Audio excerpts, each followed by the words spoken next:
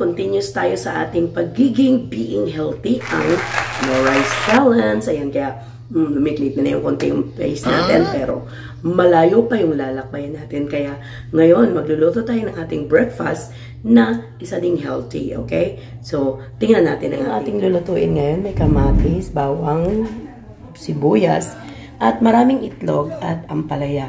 Yan yung ating breakfast for today. So, na may kunting mantika, ilalagay na natin ang ating bawang.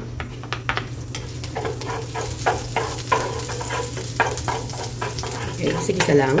Kunting mantika lang mga mami para madali lang natin lutuin. At para manatili tayong healthy. And pwede rin kayong gumamit ng coconut oil para maging healthy lalo. Ayan ang ating sibuyas. And of course, ang ating kamatis.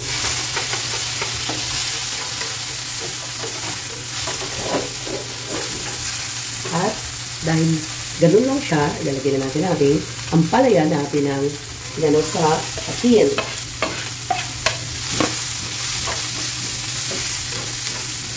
Tulo-tulo po lang mga kumare.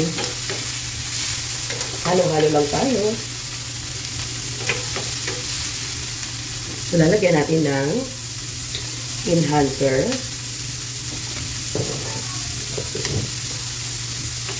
At black pepper. Tapos, halo-halo lang ulit.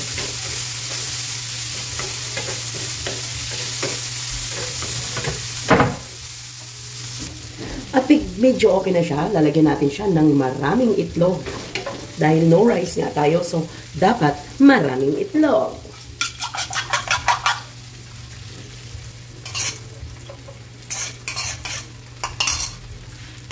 Ayan, so halo-halo lang mga kumare. So, maraming itlog yan, guys, kasi yung itlog ang bumubuhay kapalit ng ating rice sa katawan.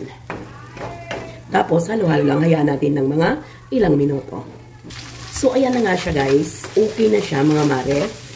Kaya, about to eat na tayo. So, ito na yung replacement natin sa No Rice Challenge.